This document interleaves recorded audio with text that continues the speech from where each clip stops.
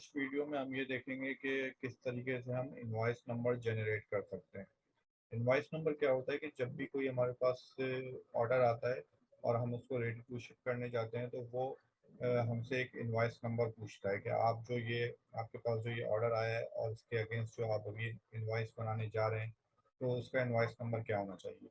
तो वो हम मैनुअली उस वक्त भी एंटर कर सकते हैं और ऑटोमेटिकली भी उसको सेट कर सकते हैं। तो वो किस तरह से कर सकते हैं उसको हम देख लेते हैं।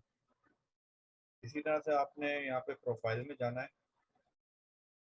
और जब आप प्रोफाइल में जाएंगे तो यहाँ पर आपको इनवॉइस नंबर लिखा हुआ है। तो इनवॉइस नंबर पे आप क्लिक करें तो आपके पास ये ऑप्शन आ जाएगा जनरेशन टाइप, मतलब जो इनवॉइस नंबर जनरेट होगी वो किस तरह से होगी। तो यहाँ पे एक ऑप्शन ये आ रहा है कि यूज़ ऑटो इंक्रीमेंट नंबर, मतलब जैसे जैसे आपके पास ऑर्डर आते रहेंगे तो फॉर एग्जांपल पहला ऑर्डर आया था तो वो ऑटोमेटिकली 1 नंबर जनरेट कर देगा। दूसरा ऑर्डर आपके पास आया तो वो 2 नंबर जनरेट कर देगा। तीसरा आया तो वो 3 नंबर जनरेट कर देगा। इस तरीके से ऑटो इंक्रीमेंट करता रहेगा। तो आपने ये वाला ऑप्शन लगाना है या यूज़ ऑर्डर नंबर। आप कोई भी इनवॉइस नंबर अलग से नहीं बना रहे, बल्कि आप ये कह रहे हैं कि जो ऑर्डर नंबर दराज जनरेट करता है वही मेरा इनवॉइस नंबर भी बन जाए। तो अगर आपने इस पर चेक लगा दिया तो फिर जो भी ऑर्डर आएगा वो ऑर्डर नंबर ही आपका इनवॉइस नंबर में शुमार होगा।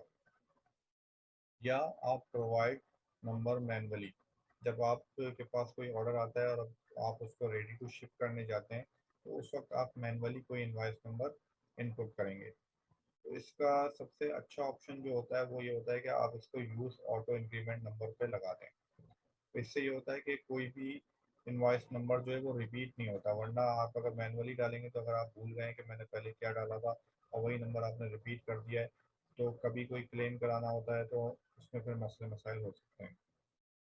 तो जब हम ऑटो इंक्रीमेंट नंबर सेलेक्ट करते हैं तो हमारे पास ये दो ऑप्शंस आ जाते हैं कि इनवॉइस प्रीफिक्स, मतलब एक ऑटो इंक्रीमेंट नंबर तो वो करता रहेगा कि एक के बाद एक बढ़ाता रहेगा, लेकिन अगर आप उससे पहले कोई प्रीफिक्स लिखना चाहते हैं कि वो भी साथ साथ हमेशा आता रहे तो वो भी आप यहाँ पे ऐड कर सकते हैं। फॉर एग्जांपल अगर मैं इनवॉइस बना रहा हूँ अपनी तो मैं ये लिखना चाहता हूँ कि उससे पहले मैं नंबर से पहले फॉर एग्जांपल बी लिखना चाहता हूँ। मैंने यहाँ पे लिख दिया। अब क्या होगा, हर इनवॉइस में पहले बी आ रहा होगा उसके बाद कोई भी डिजिट आ रहा होगा। Next number insert numbers only. अब जैसे कि आपका अभी न्यू अकाउंट आप बना रहे हैं तो आप यहाँ पर 1 लिख देंगे कि 1 से स्टार्ट हो। तो अब क्या होगा कि जब भी कोई आपके पास ऑर्डर आएगा तो उसका जो इनवॉइस नंबर जनरेट होगा वो उसमें बी लिखा हुआ आ रहा होगा और 1 लिखा आ रहा होगा।